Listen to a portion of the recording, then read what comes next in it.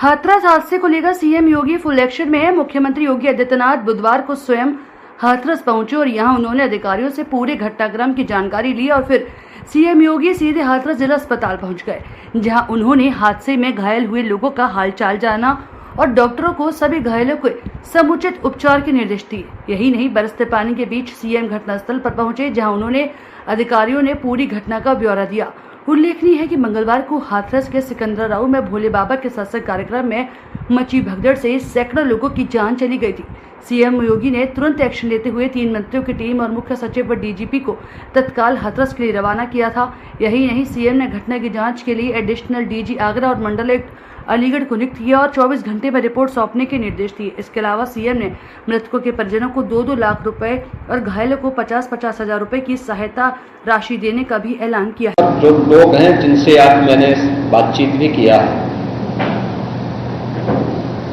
वे सभी इस बात को बोलते हैं कि हादसा कार्यक्रम के उपरांत जब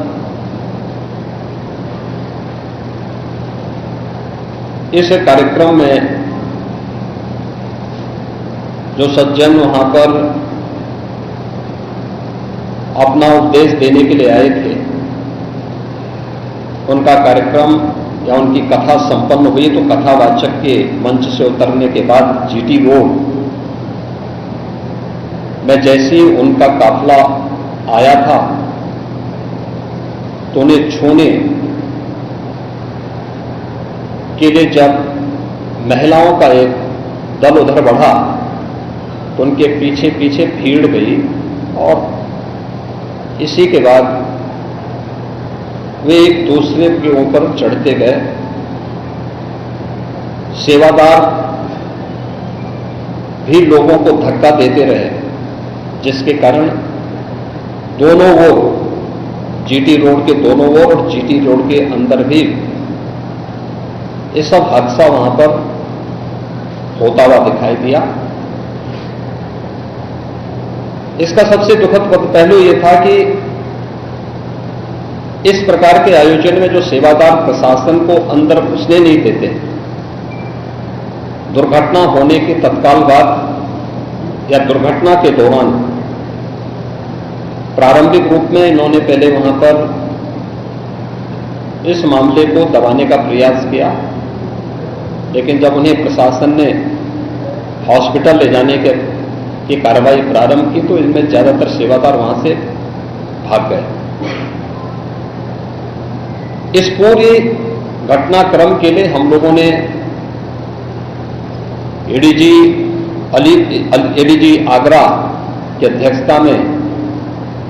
एक एसआईटी गठित की है, जिसने अपनी प्रारंभिक रिपोर्ट दी है और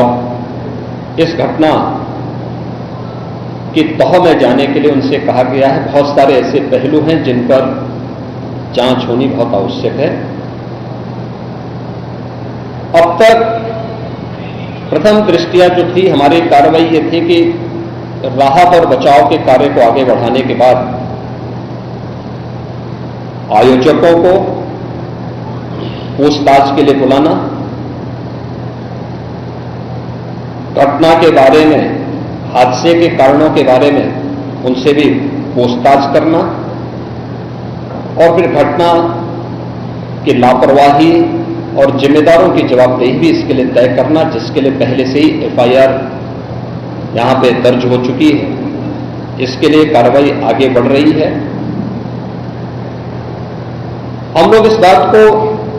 किसी भी प्रकार से डिनाई नहीं कर सकते कि इस प्रकार की घटना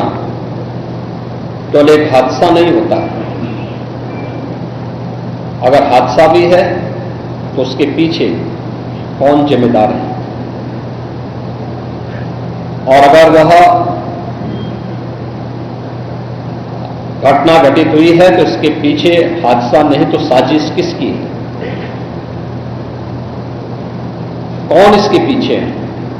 इन सभी पहलुओं को लेकर के राज्य सरकार ने तय किया है कि हम इसका एक जुडिशियल इंक्वायरी भी करवाएंगे। और जुडिशियल इंक्वायरी हाईकोर्ट के एक रिटायर्ड जज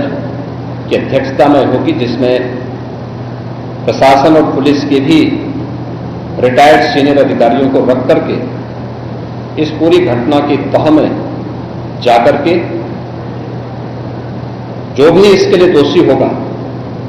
उन्हें इसकी सजा देना और इस प्रकार की घटना की पुनरावृत्ति न हो, इनके बारे में एक सुझाव और एक एसओपी उनके माध्यम से बनाई जा सके, जिसे आगे इस प्रकार के किसी भी बड़े आयोजन में लागू किया जा सके। यह हम लोग सुनिश्चित करेंगे और मैंने यहां पर भी हाथरस में भी और सिकंदराबाद के घटनास्थल का मैंने दौरा किया, यद्यपि वहां काफी बारिश थी और वहां जाकर के मैंने एक बार उसको देखने का प्रयास किया है। यद्यपि प्रशासन ने पहले से इसके मैप भी बना के तैयार किए थे, वो भेजे भी थे, लेकिन हादसे के कारणों की प्रारंभिक व्यवस्था देखी जा सके इसको देखने के लिए वहां पर मैं स्वयं गया था और हमारे देखने के लिए वहां पर मैं स्वयं गया था और हमारे 3 मंत्री यहां पर कल से ही कैंप कर रहे थे। मुख्य सचिव और पुलिस महानिदेशक भी यहां पर कल से ही कैंप कर रहे हैं। सीनियर अधिकारीगण भी यहां पर पुलिस और प्रशासन के अधिकारीगण यहां पहले से ही कैंप करते हुए इस पूरी घटना के लिए जिम्मेदारों की जवाबदेही तय करने की भी दिशा में आगे कार्रवाई की जा रही है, जिसमें कुछ विशेष दल बनाए गए हैं जिनमें अलग अलग जनपदों में उनकी कार्रवाई अब प्रारंभ होगी और